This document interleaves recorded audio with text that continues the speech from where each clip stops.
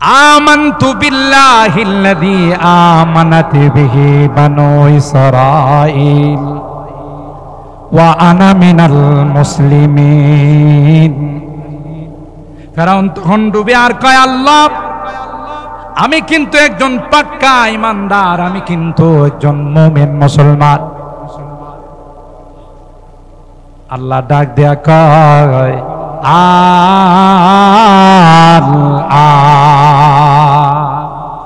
ওয়াকাদ আসাইতা ক্বাবলু ওয়া কুনতা মিনাল মুফসিদিন। বহুবার তোমার কাছে মুসা নবী, হারুন পয়গম্বর দাওয়াত নিয়ে গেছে, তুমি তাদের দাওয়াত গ্রহণ করো নাই। এখন তোমার মেয়াদ শেষ হয়ে গেছে, এখন 1000 বার ঈমান আনলেও তোমার কাজে লাগবে না। ফেরাউন আছে না শেষ?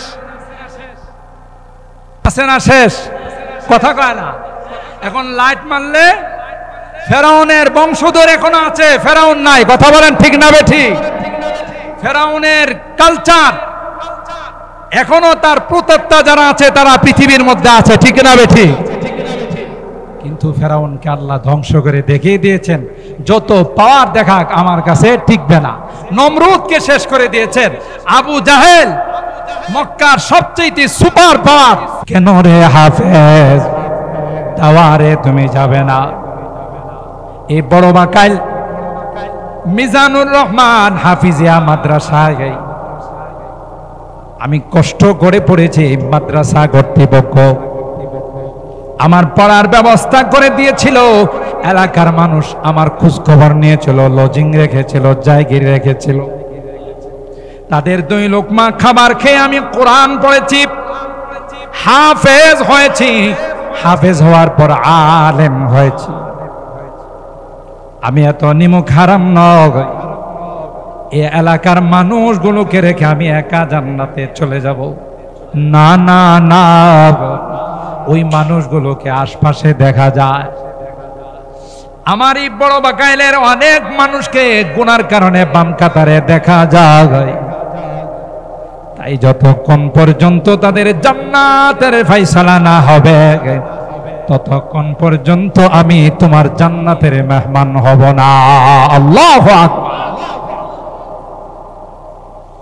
আল্লাহ পাক হাফেজে কোরআন কি ডাক দিয়া বলবে, হাফেজ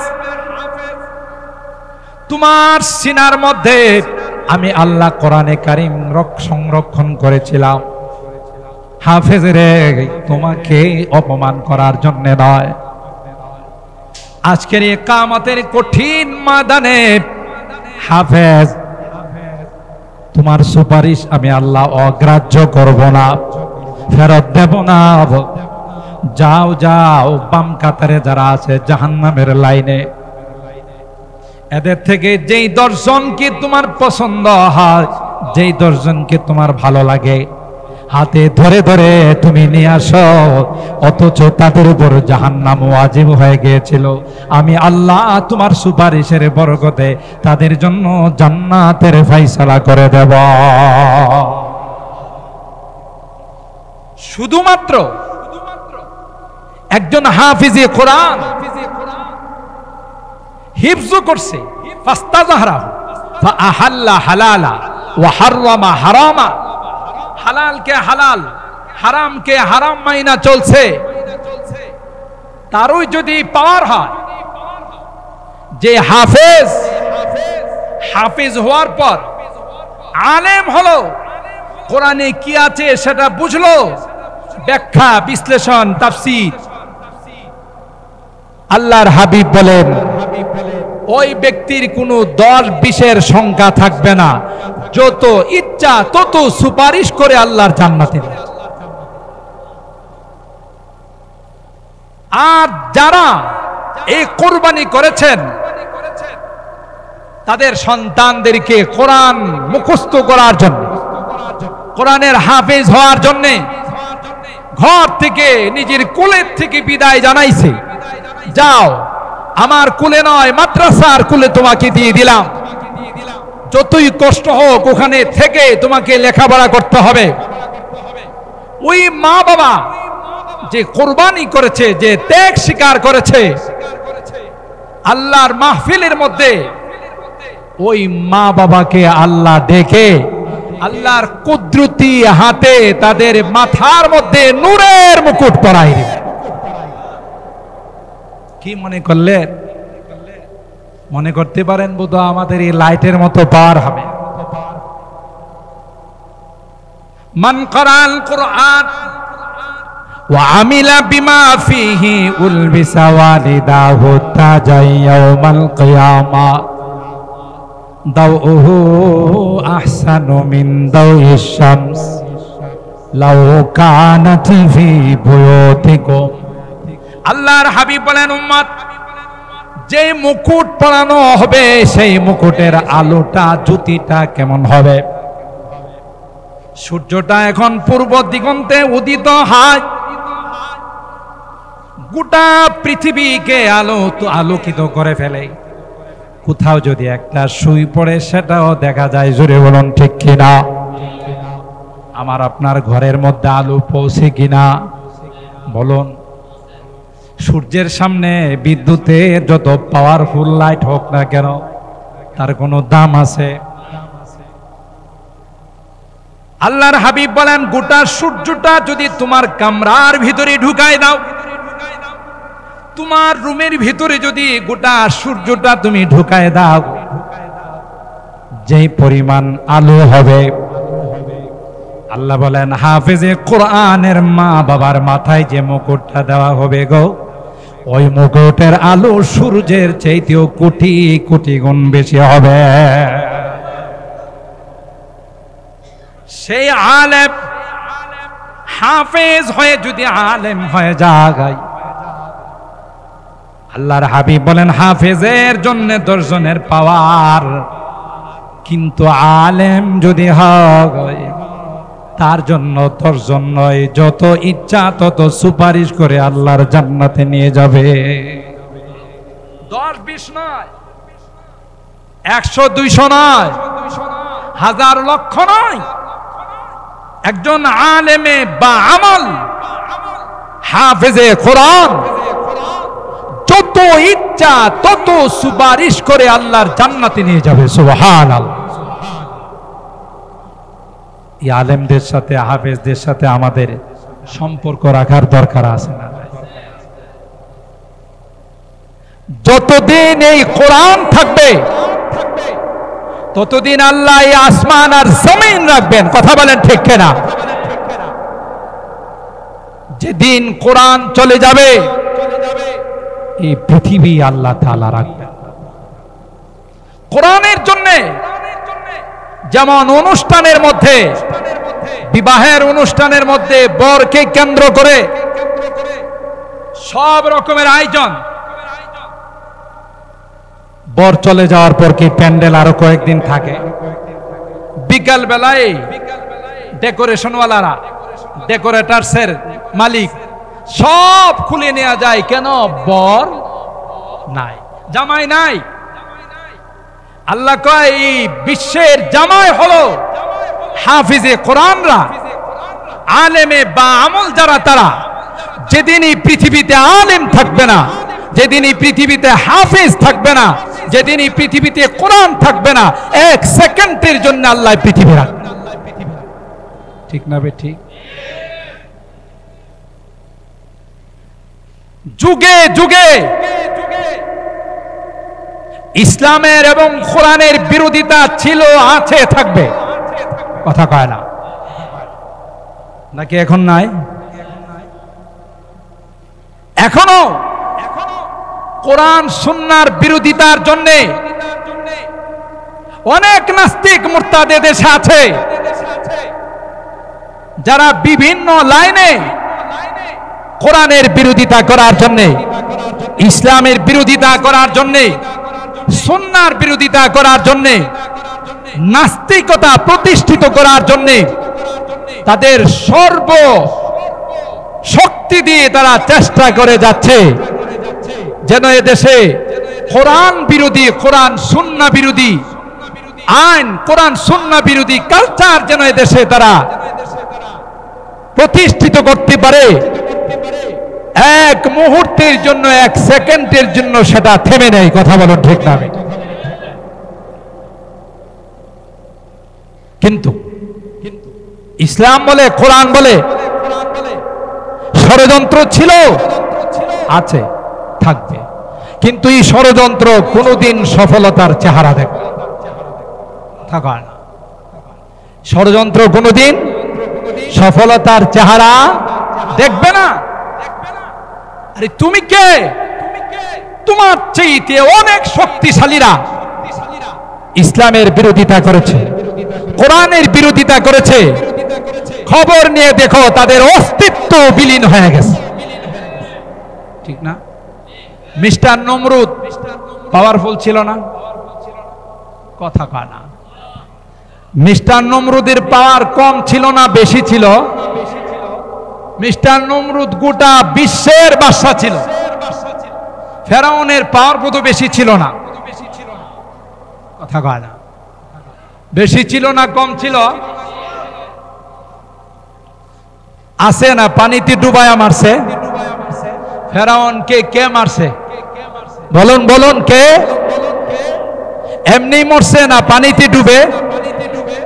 নমরুদরে প্রতিবন্ধী মশা দিয়ে আল্লাহ শেষ করছে। ল্যাংরা ল্যাংরা মশা, সিএনজি অ্যাক্সিডেন্ট করে পাও ভেঙে গেছে। এরকম ল্যাংরা মশা দিয়ে আল্লাহ হারামজাদা নমরুদকে শেষ করছে। কথা বলেন ঠিক কিনা? আজীব ইতিহাস। যে যত বড় পাওয়ারফুল, যত বড় পাওয়ার দেখা, ইতিহাস বলে তাকে তত ছোট জিনিস দিয়ে আল্লাহ তাকে ধ্বংস করে। ইতিহাস যেই জাতি ভুলে যায়, এই জাতির কপাল খারাপ। এত বড় পাওয়ারফুল নমরুদ, গোটা বিশ্বের বাদশা, একটা ল্যাংরা মশা, তাও সুস্থ মশা না, এটা ক্রেজ দিয়ে চলে। কথা বলেন ঠিক কিনা? এটা দিয়ে আল্লাহ নমরুদরে সাইজ করছে। ঠিক? ফেরাউন এত বড় দাম্ভিকতা তার মধ্যে ছিল, অহংকার ছিল, যে লৌহিত সাগরে আল্লাহ তাআলা 12টা পদ্মা সেতু বানাইছেন। কয় বছর সময় লাগছে আল্লাহ পাকের? কয় না, কথা কয় না। আল্লাহ পাক লৌহিত সাগরে 12টা পদ্মা সেতু বানাইছেন। কয় কোটি টাকা লাগছে? কয়বার বাজেট পাল্টাইতে হইছে? কথা কয় না। কোন আল্লাহ বলছেন হয়ে যাও, ফায়াকুন, সাথে সাথে হয়ে গেছে। ঠিক না? কোথায়? পানির মধ্যে। কোনো পাইলিং করা লাগে নাই, কোন রকমের উন্নত মানের কোনো কিছু ওখানে বসানো লাগে নাই। মালিকের হুকুম, কোন ফায়াকুন, সাথে সাথে হয়ে গেছে। বানাইছেন কে? হযরত মুসা পয়গম্বরের উম্মত। কোরআনের সূরা শুআরার মধ্যে আল্লাহ তাআলা বিস্তারিত আলোচনা করেছেন 19 নম্বর পারায়। যখন আল্লাহ তাআলা হযরত মুসা পয়গম্বরকে বললেন, আপনার জাতিকে নিয়ে রাত্রের আধারে আপনি চলে যান, এই এলাকা ছাড়তে হবে, মিশরে থাকা যাবে না, ফেরাউনের যন্ত্রণা, এখানে আর থাকা যাবে না, হিজরত করেন। রাত্রের আধারে ওরা যখন রওনা দিল, তখন লৌহিত সাগরে চলে গেল। সামনে লৌহিত সাগর আর পিছনে ফেরাউনের খবর হয়ে গেল যে এরা পলায়ন করছে, এদেরকে পাকড়াও করতে হবে। মুসা আলাইহিস সালামের উম্মত যখন সামনে দেখলো সাগর, পিছনে হলো ফেরাউনের বাহিনী। পিছনে যাওয়ার কোনো সুযোগ আছে? সামনে সামনে গেলে সমুদ্রে ডুবে মারা যাবে। তখন বনি ইসরাইল হযরত মুসা পয়গম্বরকে বলেছিলেন, ফালাম্মা তারা আল জামআনি ক্বালা আসহাবু মুসা ইন্না লামুদরাকুন। যখনই দেখলাম পিছনে ফেরাউনের বাহিনী আমাদেরকে ধরার জন্য আসতেছে, সামনে লৌহিত সাগর, তখন মুসা আলাইহিস সালামের উম্মত বনি ইসরাইল বলল, মুসা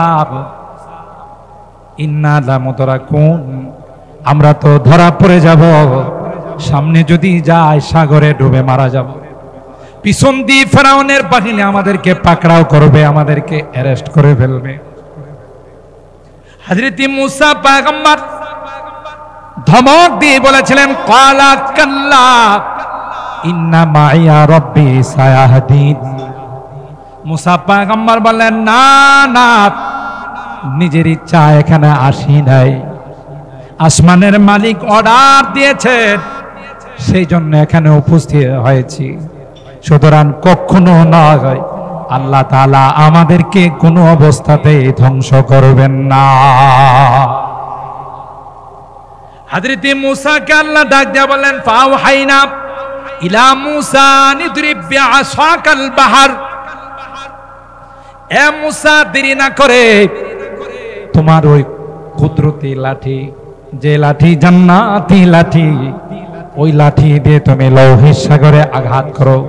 মুসারে আঘাত করতে দেরি হবে, আমি আল্লাহর সাথে সাথে 12টা কার্পেটিং রাস্তা করে দিতে দেরি হবে না। তাই হলো হযরত মুসা পয়গম্বর লাঠি দিয়ে আঘাত করতে দেরি হয়, সাথে সাথে সাগরের মধ্যে পদ্মা নদীতে নয়, মেঘনা নদীতে নয়, যমুনাতে নয়, গঙ্গাতে নয়, বিশাল লৌহিত সাগরের মধ্যে আল্লাহ পাক একটা নয়, দুইটা নয়, 12টা পদ্মা সেতুর ব্যবস্থা করে দিলেন। বনি ইসরাইল আরামে পার হয়ে চলে গেলেন। সেতুগুলোকে আল্লাহ বললেন, না না, এখনো কিন্তু তোমাদের মেয়াদ শেষ হয় নাই। আল্লাহু আকবার। সেতুগুলো কার কথা শুনে? বলুন বলুন, কার কথা শুনে? সাগর মহাসাগর কার কথা শুনে? পৃথিবীর সমস্ত সৃষ্টি কার কথা মতো চলে? আল্লাহর কথা মতো। আল্লাহ বলেন, এখনো মেয়াদ শেষ হয় নাই, দুশমন আসবে, দুশমনকে যখন ডুবাবে এরপরে তোমাদের মেয়াদ শেষ হয়ে যাবে। সুবহানাল্লাহ বলেন। আমার বলার উদ্দেশ্য, যারা মুতাকাব্বির হয়, যাদের মধ্যে দাম্ভিকতা থাকে, যাদের মধ্যে অহংকার থাকে, শেষ মুহূর্ত পর্যন্ত অহংকার করে যায়। কেন? কোরআনে আল্লাহ বলেন, যারা জালেম হয় আল্লাহ তাদের কপালে কোনোদিন হেদায়েত রাখেন না। মনে রাখেন, জুলুম যারা করে, সেই যাই হোক, যত পাওয়ারফুল ব্যক্তি হোক না কেন, এর সবচাইতে খারাপ পরিণতি হলো তার কপালে কোনোদিন হেদায়েত জোটে না। কথা বলেন ঠিক না বেঠিক? জুলুম এত বড় জঘন্যতম অপরাধ। আর যাদের উপরে জুলুম করা হয়, যারা মাজলুম হয়, নিপীড়িত নির্যাতিত হয়, এরা যখন আল্লাহর দরবারে হাত তুলে,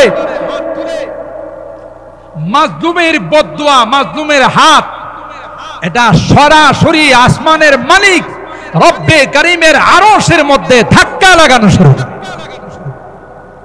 এত সহজ নয়।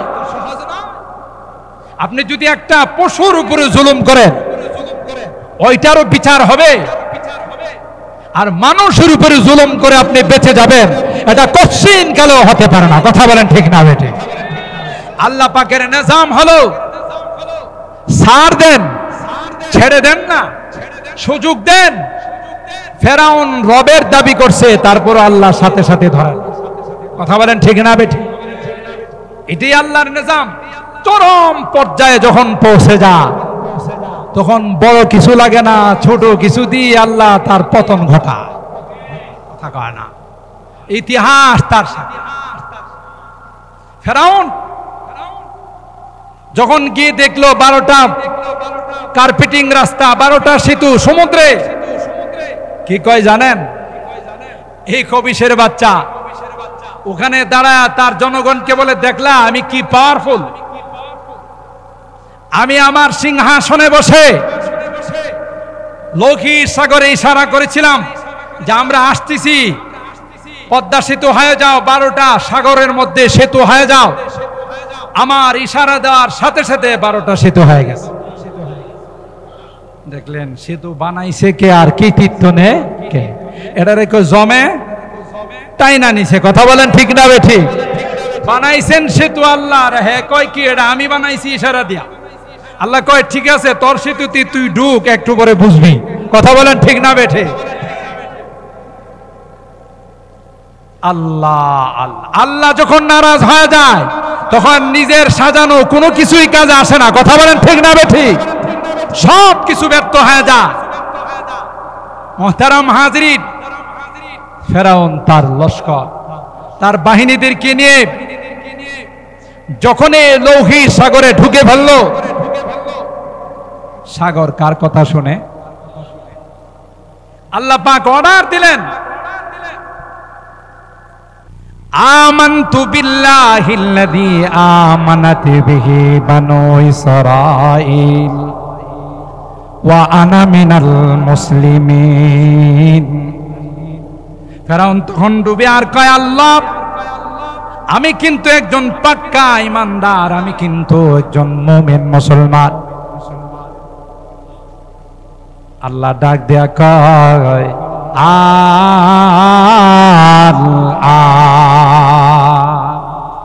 وقد عصيت قبل وكنت من المفسدين।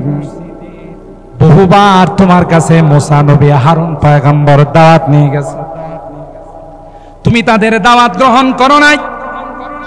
এখন তোমার মেয়াদ শেষ হয়ে গেছে, এখন 1000 বার ঈমান আনলেও তোমার কাজে লাগবে না। ফেরাউন আছে না শেষ? আছে না শেষ? কথা কয় না। এখন লাইট মারলে ফেরাউনের বংশধর এখনো আছে, ফেরাউন নাই। কথা বলেন ঠিক না বেঠিক? ফেরাউনের কালচার এখনো, তার প্রতাপ্তা যারা আছে তারা পৃথিবীর মধ্যে আছে, ঠিক না বেঠিক? কিন্তু ফেরাউনকে আল্লাহ ধ্বংস করে দেখিয়ে দিয়েছেন, যত পাওয়ার দেখাক আমার কাছে টিকবে না। নমরুদকে শেষ করে দিয়েছেন। আবু জাহেল মক্কার সবচেয়ে সুপার পাওয়ার, 2টা পিচ্চিকে দিয়ে আল্লাহ আবু জাহেলকে দুনিয়া থেকে বিদায় করে। কয়জন পিচ্চি? 2টা পিচ্চি, মুআদ আর মুআব্বাস, 2 ভাই মার কাছ থেকে বিদায় নিয়ে আসতেছে। মা, বদরের যুদ্ধে যাব। আল্লাহু আকবার বলেন। বদরের যুদ্ধে যাব। মা মাথায় হাত বুলিয়ে বলে, যাও, যুদ্ধের থেকে যেন আর ফেরত আমার ঘরে কোনো দিন না আসতে হয়। আমি কিয়ামতের কঠিন ময়দানে আল্লাহর আদালতে শহীদের মা হিসাবে আত্মপ্রকাশ করব। হকের পক্ষে না হকের বিরুদ্ধে? কথা বলেন। হকের পক্ষে না হকের বিরুদ্ধে? যতদিন যখনই যারা আন্দোলন করবে হকের পক্ষে এবং না হকের জুলুমের বিরুদ্ধে, তাদেরকেই শহীদ বলা হবে। কথা বলেন ঠিক না বেঠিক? শাহাদাতের মর্তবা পাবে। আল্লাহ তাআলা পৃথিবীর ইতিহাসে আমাদেরকে দেখিয়ে দিয়েছেন, যত বড় কঠোর, যত বড় পাওয়ারফুল ব্যক্তি, আমি তাদেরকে শেষ করতে সময় লাগে। কথা বলেন ঠিক না বেঠিক? মুহতারাম হাজিরিন, তাই যে কথা বলতেছিলাম যে এই কোরআনের বিরুদ্ধে যারাই ষড়যন্ত্র করবে, কোরআন থাকবে, কোরআনওয়ালারা থাকবে, কোরআনের পক্ষে যারা তারা থাকবে, যারা ষড়যন্ত্র করবে তাদের অস্তিত্ব বিলীন হয়ে যাবে, ঠিক না বেঠিক? আপনারা শিক্ষিত মানুষ অনেকে আছেন এখানে, ভার্সিটির টিচার আছেন, অনেকে স্কুল কলেজ বা উচ্চ শিক্ষিত অনেক ব্যক্তিরা এখানে আছেন। এখনো কয়েকদিন আগেও ঢাকা ভার্সিটির মধ্যে একটা মানববন্ধন হয়েছিল,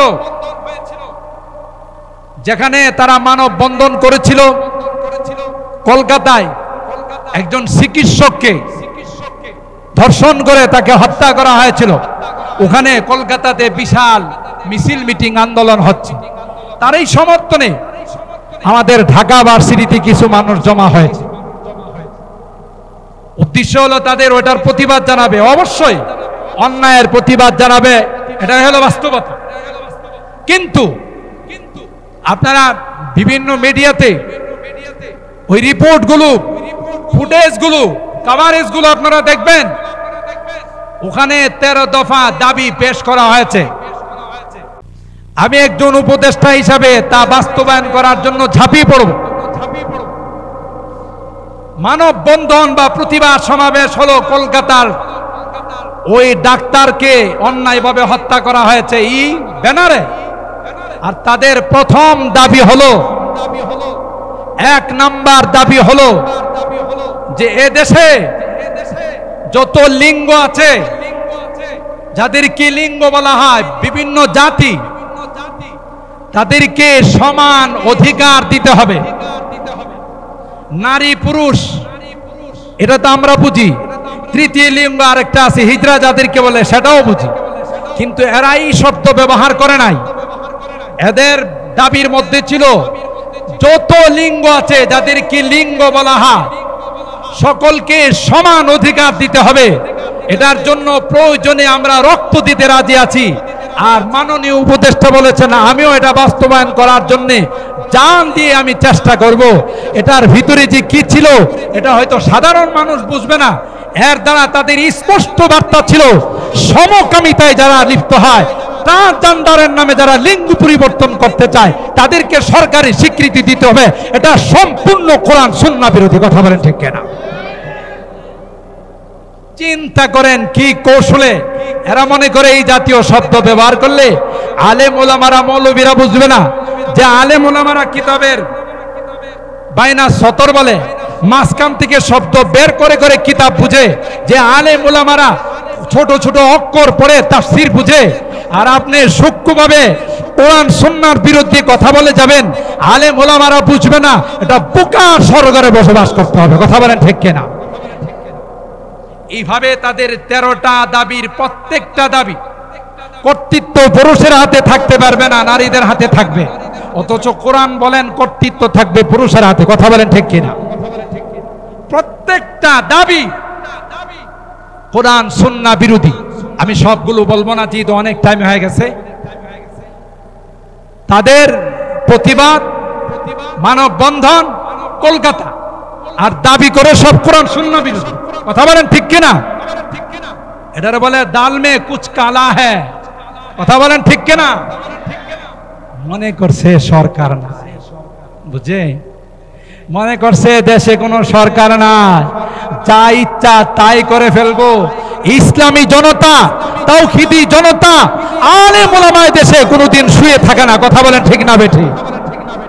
বিধায় কোরআনেরই দেশ, যতদিন কোরআনের পক্ষে থাকবে ততদিন আসমান থেকে সাহায্য আসবে। ঠিক না বেঠি? কোরআনের বিরুদ্ধে চলে যাবে, আসমান থেকে গজব চলে আসবে। আল্লাহর কসম করে বলি, আল্লাহর কসম করে বলি, সমকামিতাকে যদি আইনত তাকে বৈধতা দেওয়া হয়, সমকামিতাকে যদি সমর্থন করা হয়, মুহূর্তের মধ্যে আসমান থেকে আল্লাহর গজব নেমে আসবে। কথা বলেন ঠিক কিনা? আমরা স্পষ্টভাবে আজকের এই মাহফিল থেকে জানিয়ে দিতে চাই, সরকার নাই, দেশ সরকার শূন্য মনে করে আপনারা যারা নাস্তিক বামরাম আছেন, আপনারা মনে করেন না যা ইচ্ছা তাই করে ফেলবেন। এত সহজ নয়। কথা বলেন ঠিক কিনা? বহু পাওয়ারফুল সরকাররা চেষ্টা করছে এ দেশকে নাস্তিক আর মুরতাদের দেশ বানানোর জন্য, পারে নাই। আপনি কেডা? কথা বলেন ঠিক না বেঠি? মুসলমান নামাজ পড়ে না, রোজা রাখে না, কিন্তু কোরআনের বিরুদ্ধে আপনি কথা বলে দেখেন, জিহ্বা টেনে ছিঁড়ে ফেলবে। কথা বলেন ঠিক কিনা? নবীর বিরুদ্ধে কোনো কথা বলে দেখেন, গর্জে উঠবে। কথা বলেন ঠিক না বেঠি? এই জন্য মুহতারাম হাজিরিন, আমি আগেই বলেছি লম্বা আলোচনা করব না। এ সকল মাদ্রাসাগুলোর সঙ্গে, কোরআনের প্রতিষ্ঠানের সঙ্গে যতদিন আমাদের সম্পর্ক থাকবে, ততদিন আসমান থেকে আল্লাহর রহমত বর্ষা হবে। সুবহানাল্লাহ বলে। আর যেদিন থেকে আমাদের কোরআনের সাথে সম্পর্ক ছিন্ন হয়ে যাবে, কোরআনওয়ালাদের সাথে সম্পর্ক ছিন্ন হয়ে যাবে, সেদিন থেকে আসমানি গজব আমাদের উপরে আসবে। কথা বলেন ঠিক না বেটি? এই যে বন্যার পানি, এই বন্যার পানি, পানি তো সাগরে থাকে, পানি বড় বড় নদীতে থাকে। পানি কেন আমার ঘরের ছাদের উপর আসবে? পানি কেন আমার ঘরের উপর উঠবে? পানি কেন উঁচা জায়গাতে উঠবে?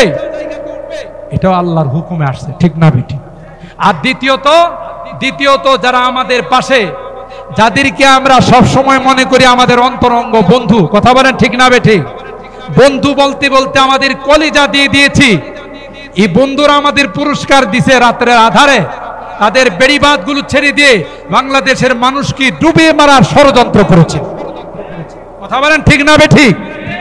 কিন্তু এক নাম্বার মনে করতে হবে আমাদের গুনার ফসল, আমাদের গুনার কারণে যেই পানি সাগরে থাকার কথা সেই পানি কোন আমার ঘরে যাবে, আল্লাহর হুকুম হলে একদিনের ভিতরে সেই পানি আবার সাগরে চলে। এই জন্য বেশি বেশি আমাদের তাওবা করতে হবে। আর আল্লাহর কোরআনের বাণী আমাদের মনে রাখতে হবে, কোন বিজাতি মুসলমানদের বন্ধু হয় না, কথা বলেন ঠিক না বেটি? কোন অমুসলিম মুসলমানের বন্ধু হতে পারে না কোরআনের ভাষা। যে তোমরা কোনোদিন তোমাদের বিজাতিদেরকে, অমুসলিমদেরকে তোমাদের বন্ধু বানাবে না। হ্যাঁ, তাদের সঙ্গে তুমি সুন্দর আচরণ করবে, তাদের সঙ্গে তুমি মানবতার আচরণ করবে, কিন্তু অন্তরঙ্গের বন্ধু বানাবে, তোমাকে সময় মতো সঠিক জবাব দিবে, কথা বলেন ঠিক না বেটি? আল্লাহ পাক রব্বুল আলামিন আমাদের আজকের এই মাহফিলকে, যারাই যতক্ষণ পর্যন্ত কোরআনের আলোচনা করেছেন, সকলের আলোচনার উপর আমাদেরকে আমল করার তৌফিক দান করুন। আল্লাহ এই মাদ্রাসাকে কবুল করেন।